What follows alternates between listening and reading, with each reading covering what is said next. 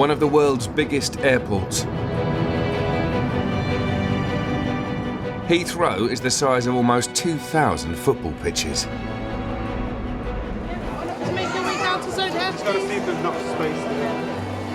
Its size can make it challenging for connecting passengers. Sir, come down this way. Right, go use the other queue as well. Jawad is a passenger experience manager. It's his job to keep passengers flying. Heathrow is one of the busiest hubs in the world when it comes to connecting passengers. Our connection project is so big that we have up to 24 million passengers every year. These 24 million passengers neither start nor end their journeys at Heathrow. They pass through on connecting flights. London Heathrow has so many destinations where they fly out to. A lot of people connect through us. And then it might not be a popular destination. There could be just one flight a day they have. And if they miss that flight, that's it. They're not going to be going on for the next 24 hours.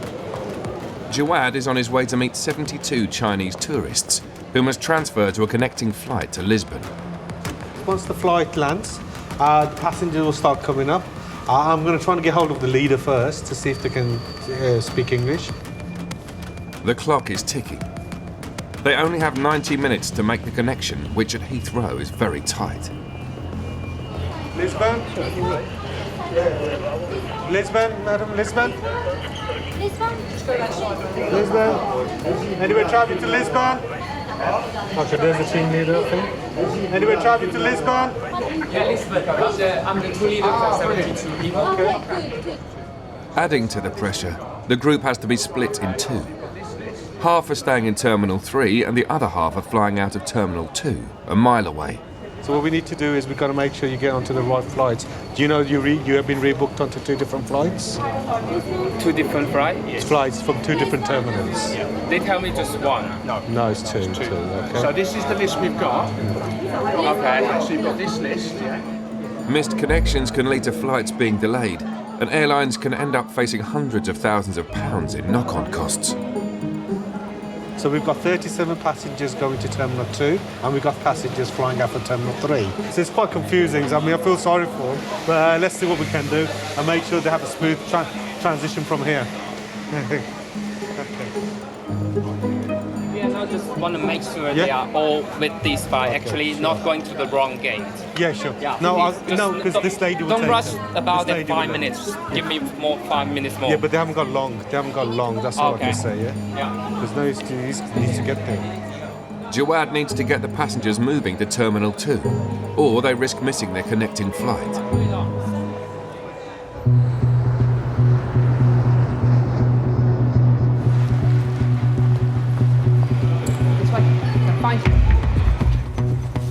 Heathrow is on the front line of counter-terrorist measures.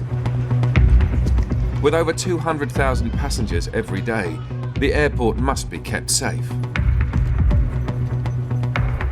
The threat to UK mainland is deemed as severe, which means an attack is highly likely. I think sadly this is the world that we live in now. I don't think that is ever going to change. Around the clock, a team of police officers and sniffer dogs patrol every inch of the airport in search of explosives. Must go find where. Liz is a police dog handler and works at the airport with Dog Buster. We search everywhere in the airport with the dogs, anywhere where anything could be secreted or left. So the dogs will go absolutely everywhere in the airport. Today, explosive materials have been hidden in the airport. Liz, Buster and colleagues Rick and Paddy must hunt them down as part of an exercise. They will literally search and find microscopic particles of the substances they're looking for. Their receptors in their nose are just thousands and thousands of times stronger than the human nose. They will smell things that we have no chance of smelling at all. Buster, come. Buster. Buster is trained to find military, homemade and commercial explosives. And if anything is out of the ordinary to him, then Buster will have his own unique indication that me and him are sort of trained, that I know that that's what he's doing to alert me that there is a problem. Yeah, but Buster. they're looking for drugs. Explosives. Explosives. Paddy's just searching lots of bags at the moment. He's not indicating on any. He's hit the bag straight away. Good boy. You clever boy. Good boy. Good lad. That's because the scent picture of this explosive here has become quite large as it's been sitting there for about 5 minutes. And the noses on these dogs are so extraordinary that he's been able to pick it up instantly. With national security on such high alert, all information related to terrorist activity is highly classified. I can't tell you what we've found in the past. That information is just between me and Paddy.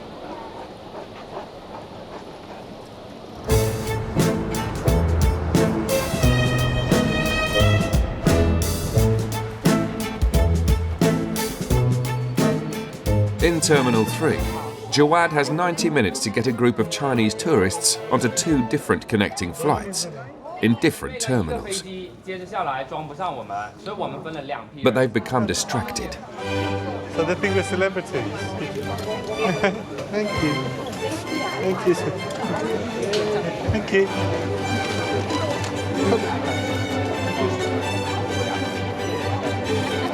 Yeah. So happy. Oh, you're happy people. Happy people. I love this. I'm loving it. This one, isn't it? Yeah, it's good. Okay. Despite the photography session, if the group don't leave now, they risk missing the flight. Tap.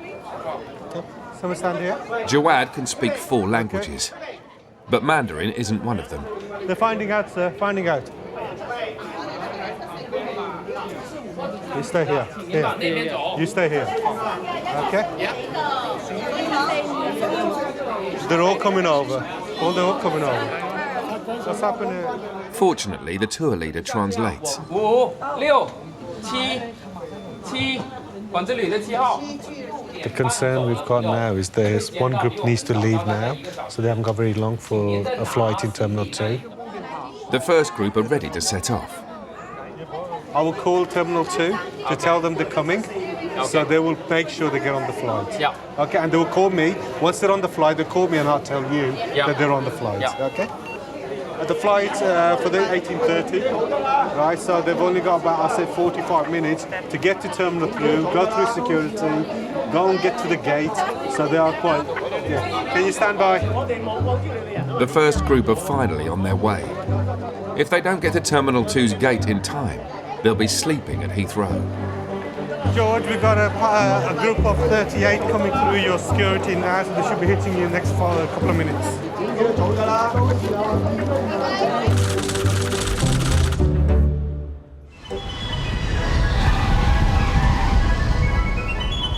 Heathrow has almost 200 gates within 4 terminals, spanning more than 2 miles, which can make fast connections difficult. Echo 3, Oscar 7. Jawad has sent half a Chinese tour group racing from Terminal 3 to Terminal 2, and he's hoping they make their flight. They're already gone through security. I'm just about to reach the desk. Oh, brilliant. That's really good then. So, yeah, we're 15 minutes ahead. I know, so I think they're going to make it. Well done. Thank you, Maria. No problem. Thank you. So, they've done it. They made it. Let me just tell the team leader. Jawad has stayed with the second group and tour leader in Terminal 3. Give you an update.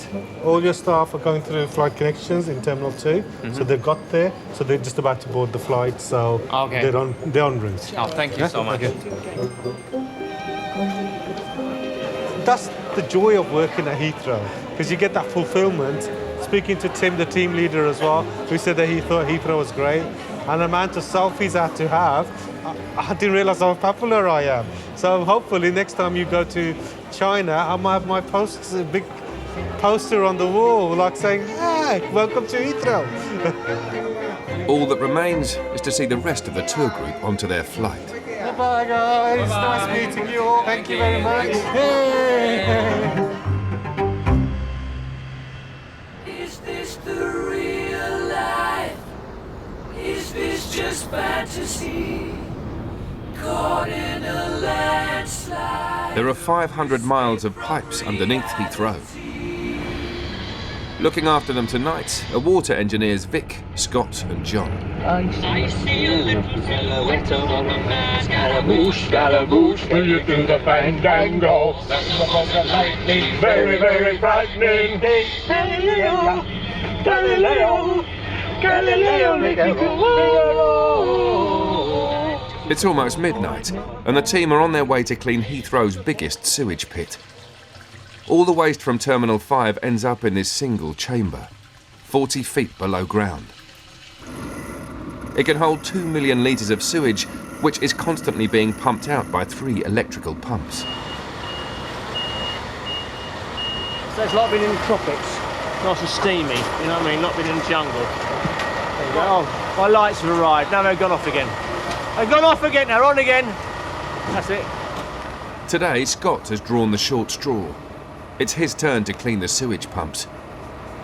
I've just been to the toilet, so I'll try and imagine it as my own. It's never as bad if it's your own brand, is it?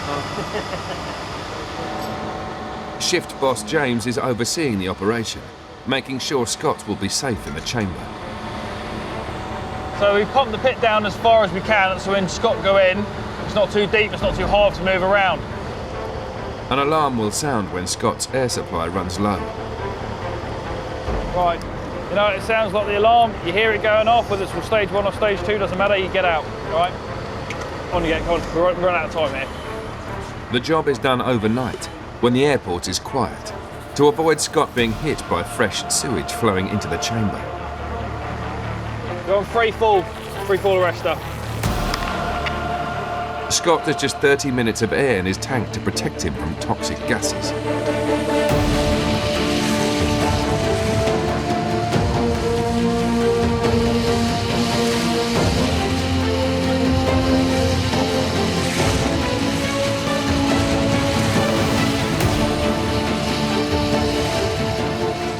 Failure to clean and maintain these pumps could mean all the waste backs up and floods Terminal 5.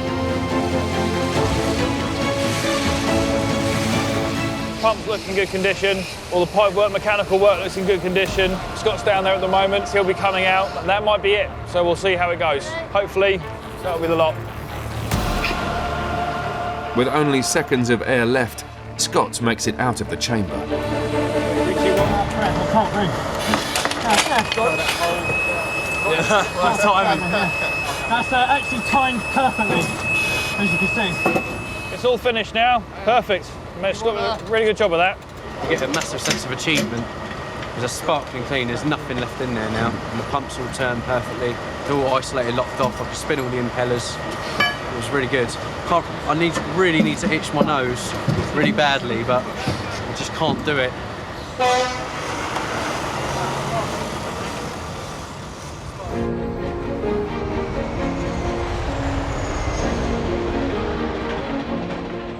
With flights arriving from 194 destinations, Heathrow is Britain's largest port of entry for new immigrants. Today, Syrian refugee Mohammed is waiting for his wife and 2 young children. This moment, today, is the day I was looking for a year and a half. I've got 2 children. I left them when they were very, very young. Last year in Britain, just over 7,000 asylum cases, like Mohammed's, were granted. The situation in Syria was getting worse day by day. War planes is bombing every minute. You could be dead any moment. I had no choice but to leave my country so that I can save my 2 kids. I said I will make a better life for them in Europe. I moved through Turkey, across many Eastern European countries like Greece, Macedonia, France, and then staying in the jungle, sleeping next to the roads. After 10 days, I managed to get on a train and get down to the UK here. After a year and a half of being apart, visas for his wife and 2 children have finally been granted.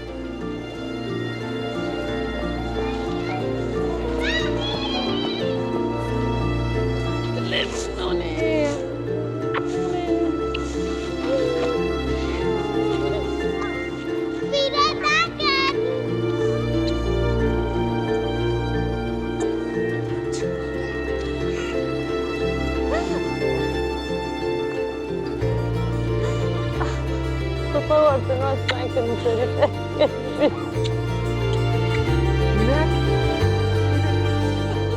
very, very happy. I waited long nights and long days to get my family to a safe country, to see them how they go to school, to live a life which is not dangerous. I left him when he was 1.5 years old. Look at him, he remembers me. You believe it?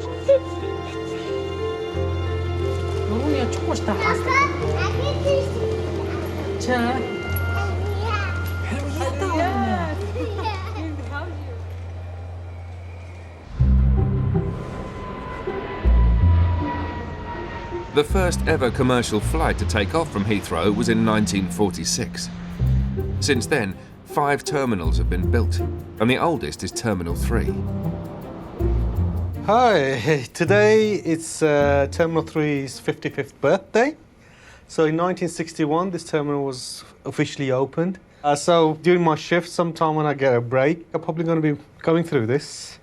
It's how you feel when it's your birthday. So you have that special feeling when you're walking around that it's my birthday. So it's going to be that. It was going to be feeling like that. But Jawad will have to wait to get his teeth into the cake. Something much less appealing needs his attention. Oscar 2, Oscar 86. Okay, I'm standing in Zone G at the moment. There's a very foul smell coming. Do you know anything about it? Anything you've been faulted? Do you know what? I was going to ask Jervis to come down with me and have a sniff around there when he comes in. The smell is horrific down there. I thought it may have been my nose or something, but if you could smell it, then I'll fault it. Copied. It's not very pleasant for anybody, to be honest, when passengers are coming through. It's not a very good experience for them. Oh, God. This is bad. Okay.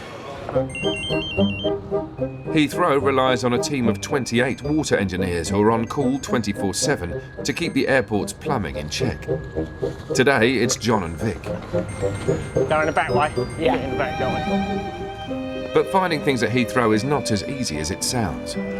Hidden 3 stories below the terminal, there's a labyrinth of pipes. Slow up, Grandad. Really regretting those PVC underpants. All the hot water pipes servicing Heathrow live underground. It's a stifling 40 degrees Celsius. You don't want to spend too long down here without a break. Right now we are underneath Terminal 3 departures. So right above us is all the check-in desks. The subway almost follows the footprint of the terminal. It does a huge circle, so you can walk all the way round, and there's lots of little alleyways off it. It's quite easy to get lost. Starting to get that little smell of sewage now, just starting to permeate the air. You can obviously see there's a lot of something in the sump down here. That's coming from somewhere. That's coming down the wall, John. That's coming from the wall. You got your torch? Yeah.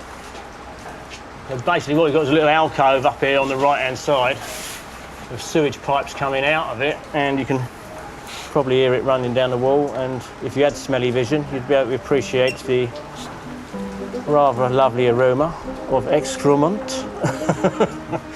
Until they find the source of the raw sewage leak, it continues to be a public health risk. What's running down the wall? Coming from above? Yeah, it's coming from above. I think there must be toilets above on the sewage. It's got to be, yeah.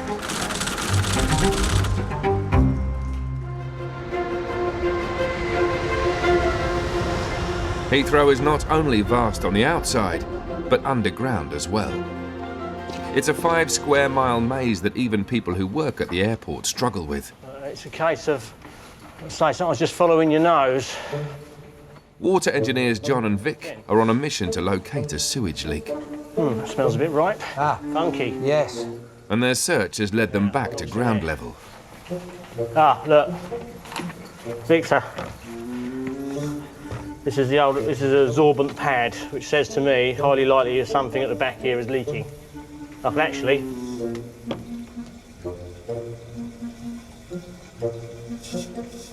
I can hear water, but I think it's just assistance filling. Just have a look down here and on the right, see if there's any way round the back. Oh, hello. That's that door there, isn't it? Yep. Ta-da! That's blown my theory out of the water. I thought there might be a void here, but obviously isn't. It's just a emergency exit into the service corridor. I mean, these toilets are in about the right place, but I mean, there doesn't seem to be any sign around here of any leakage. You'd think it'd be coming through the wall, wouldn't you? With a footprint of 100,000 square metres, there's still a lot of Terminal 3 for John and Vic to cover. I think we need to be a bit more this way.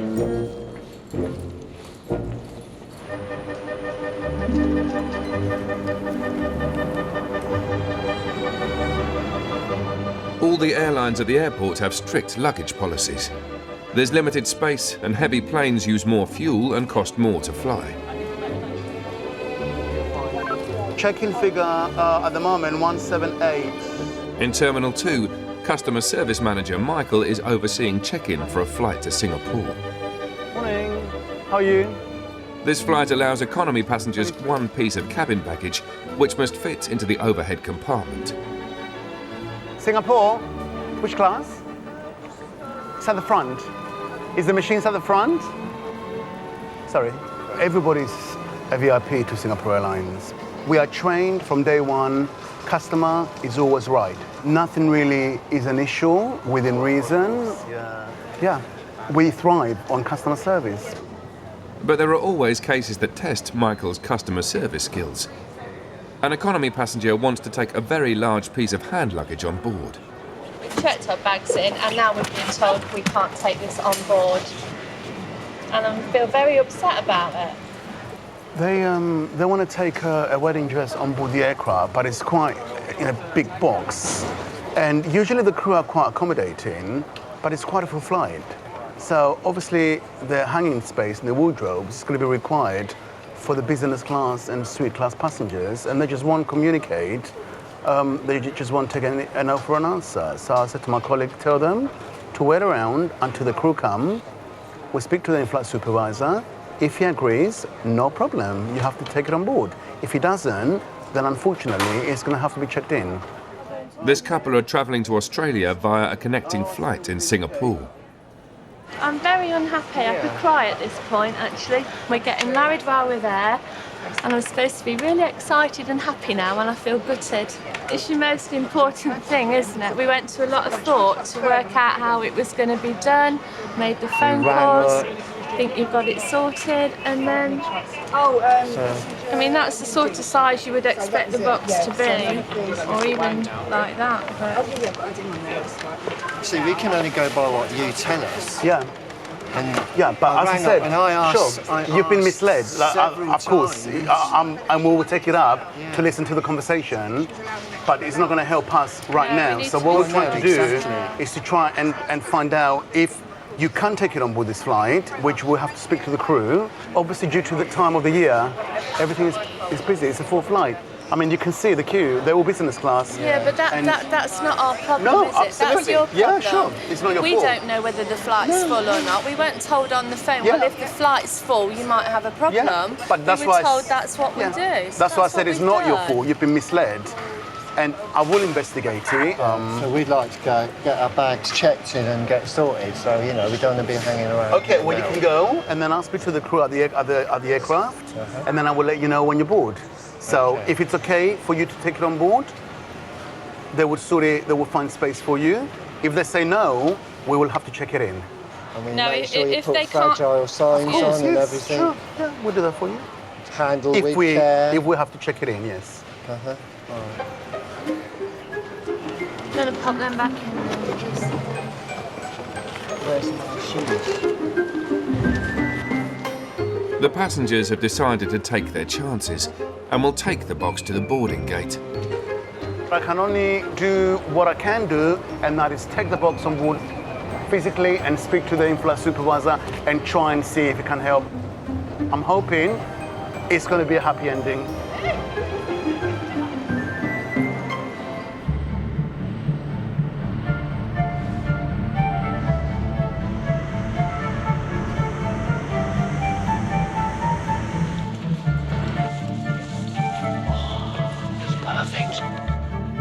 In Terminal 3, water engineer John has worked out where the raw sewage leak began and wants to show Vic. You can sort sort of treat Heathrow like a great big jungle gym, I suppose. But with a lot more health and safety involved. And the ball pits aren't as good, I find.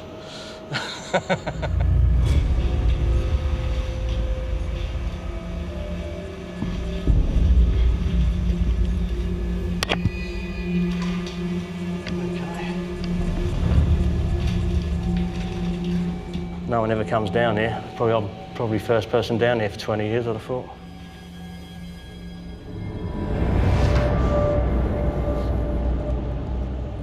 I've been in the service corridors before when all the lights have gone out. That's quite spooky.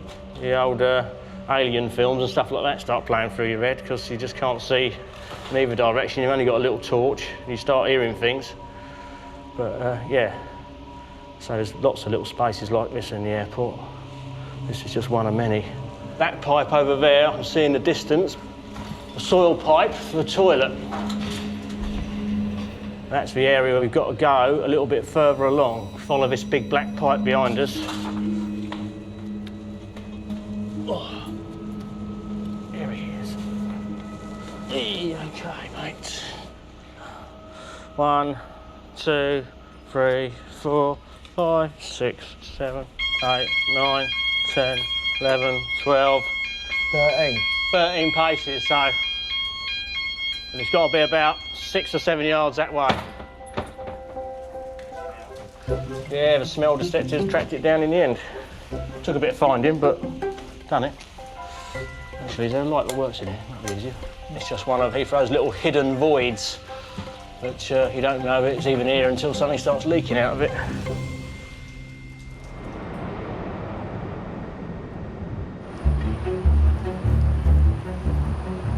I did leave a voicemail for them to come a little bit earlier to the gate, but I can't seem to see them, so... The flight to Singapore closes in 15 minutes. Michael is on the lookout for the passengers with the wedding dress. I hope they come quickly, because I need to get authority from the crew in charge if it's okay to accept the wedding dress on board the aircraft. Where are you off to? Singapore? Brisbane. Brisbane. All right for some.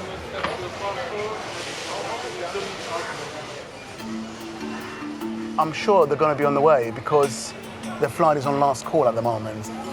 But I still can't see a wedding dress. Can't see a wedding box. You can't miss it, surely. With time ticking, Michael's now worried that the passengers might not even make the flight. Mike, team. Somebody call him.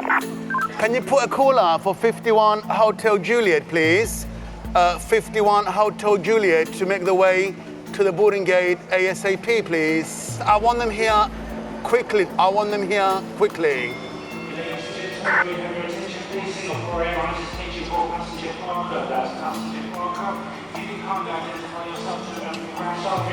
So I just put a call out for them on the tunnel to hear the message and hopefully speed themselves to the boarding gate.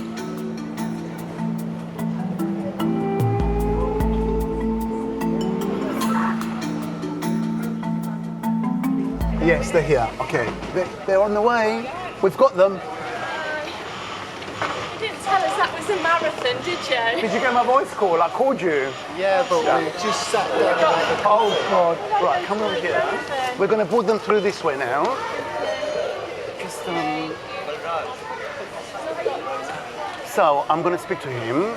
He's very nice. I'm hoping it's going to be okay, yeah?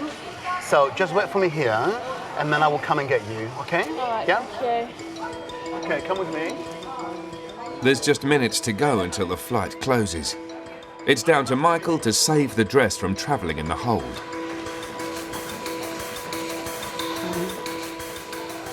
You don't really want to take your hands off it. I mean, it's your most precious thing, isn't it? Yeah, really important. Harold, the IFS. Harold? Hi. Harold, this is the box. So this is the wedding dress that we are hoping you're going to give the clearance for us to keep it on board for the passenger. Yeah, sure. Is that all right with you? Yes, it is. You are amazing. Thank you so No problem, much. Michael. Yeah, So I will tell them. We'll do all for our customers as well. I'll give you the seat number as well. So We never say no. Remember I said that? We always find an alternative. It's a teamwork, yeah? Ground staff, cabin crew, we work together, one big family. Thank you so much. Thank you. I'll give you the SIN numbers in a moment. Thanks a lot, Tuck.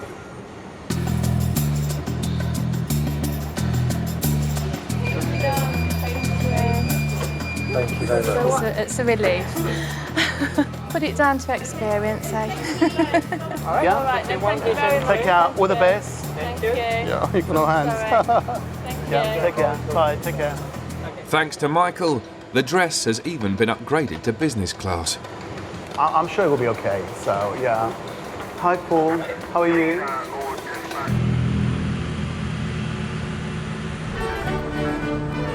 24 million people take connecting flights through Heathrow every year. That's a third of the airport's passengers.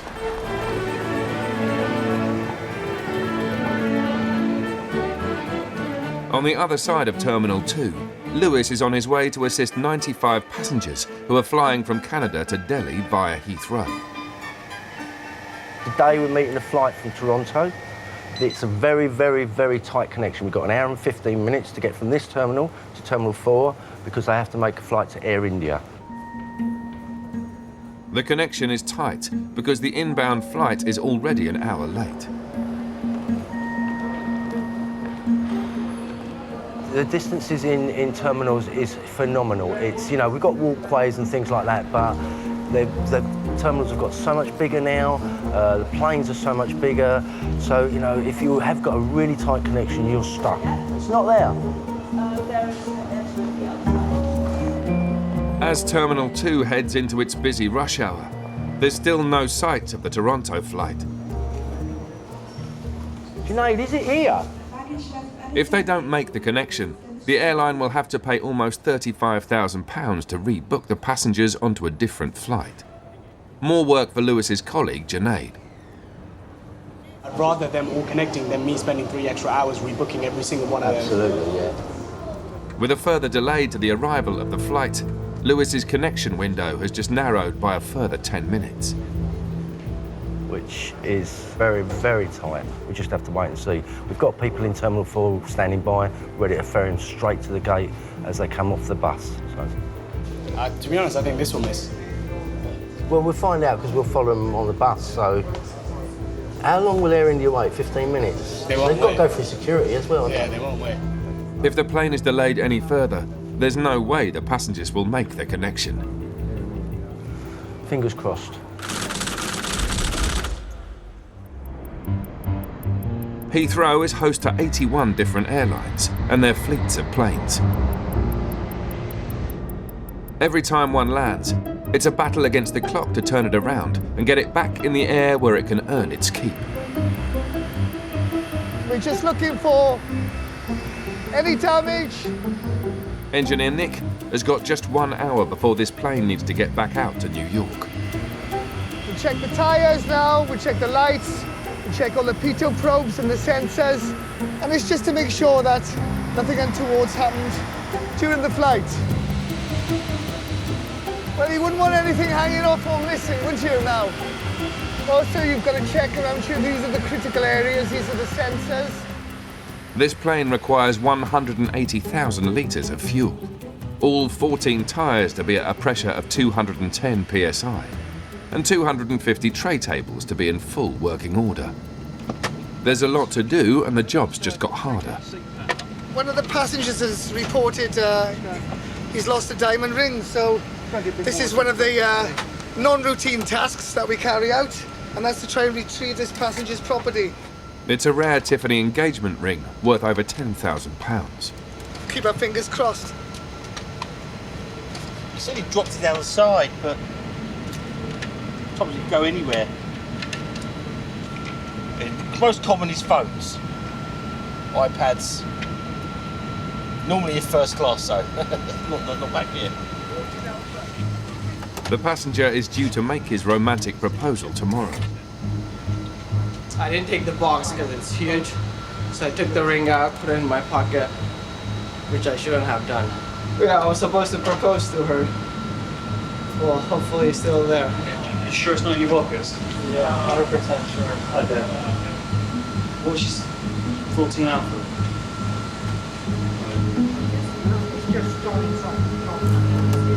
Of course I feel sorry for him. He's going to propose,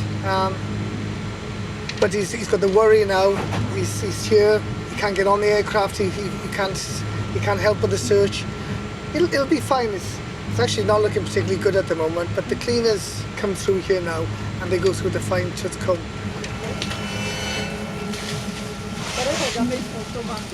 We're going to persevere. I've got to get down the cockpit now and go once over the book.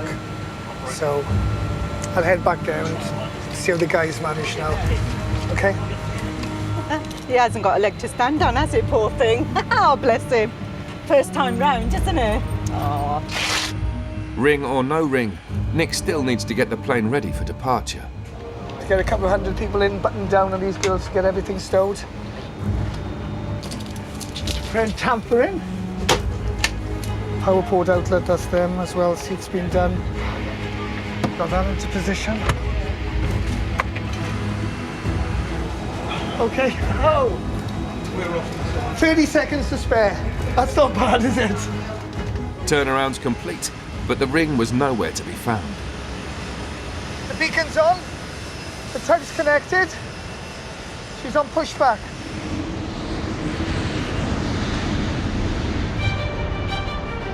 At Terminal 2, the 787 from Toronto has just landed, an hour and a half late. Customer Experience Manager Lewis is waiting to chaperone the 95 passengers to a connecting flight. I'm starting to get a bit worried now because our connection time is down to probably 55 minutes now. I'm just hoping they're going to make the flight. The worst that can happen, they'll be rebooked for another flight, but that means their connections, because they're not all going to the same place, there'll be stopovers and connections within that, so it will make it very difficult for them. So.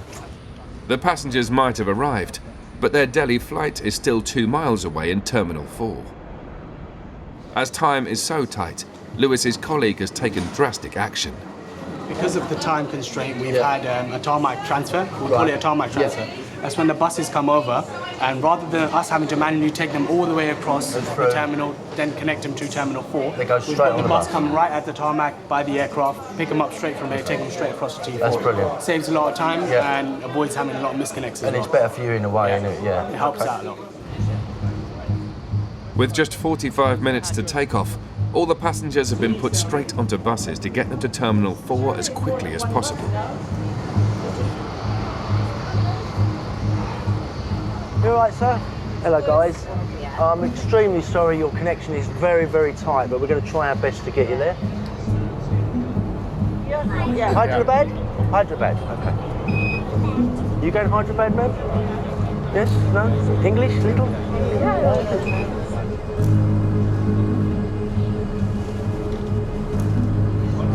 We can't do any more than what we've done. So we'll just have to hope that they make their flight. Otherwise they've got to come all the way back to this terminal to rebook.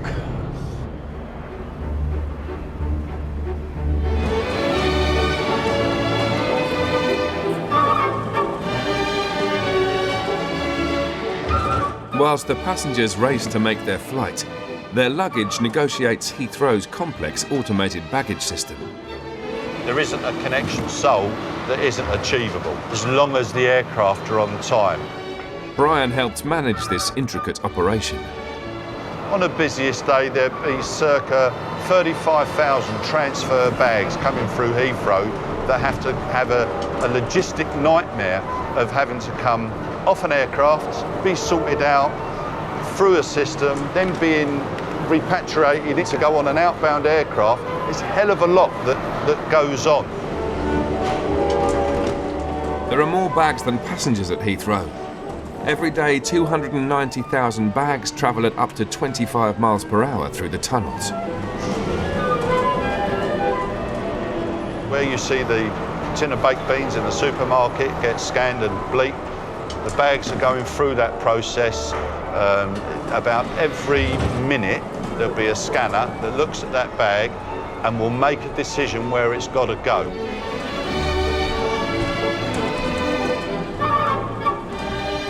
There are 30 miles of conveyor belts. I don't think people would work here at Heathrow if you weren't passionate about it.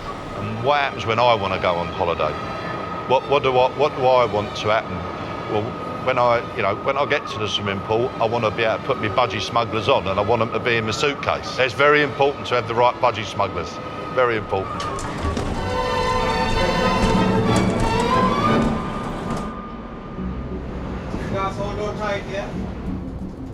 Buses carrying passengers transferring from Terminal 2 have arrived at Terminal 4 with just 25 minutes to spare.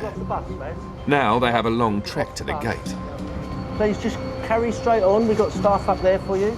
With 30 passengers needing wheelchair assistance, Lewis has called in colleague Vaz as reinforcement. If the passengers don't make this flight, they'll need to be rebooked onto another at the expense of the airline. Okay, let's go. At the gate, the first of the able-bodied passengers are boarding. We're still waiting for another, probably 25 of them. Do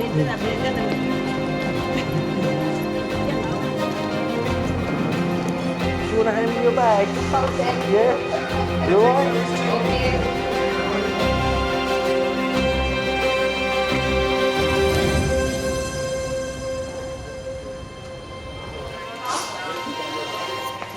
Hi.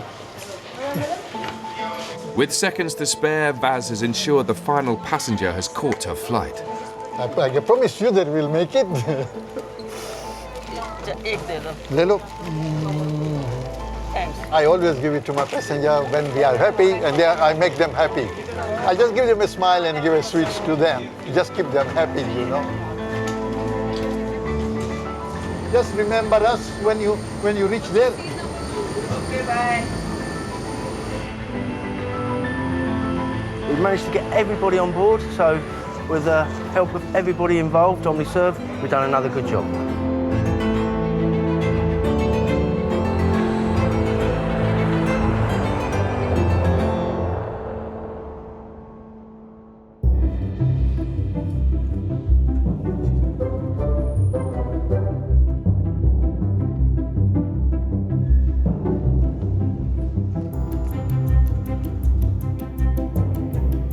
Next time, there's a storm brewing at Heathrow. The threat of ice will begin around 6 p.m. Right, let's go. We've got to be very proficient and professional. We can't afford to get caught with our pants down. Britain's border is lost in translation. Do you speak English at all, sir? A little bit? Not very. Okay. And check-in reaches meltdown. We've got about 100 passengers left to check in 45 minutes. The heat is going to be on in a bit when it starts building up. So you've agreed to pay, but now you don't want to pay? Okay, so you're wasting time, aren't you?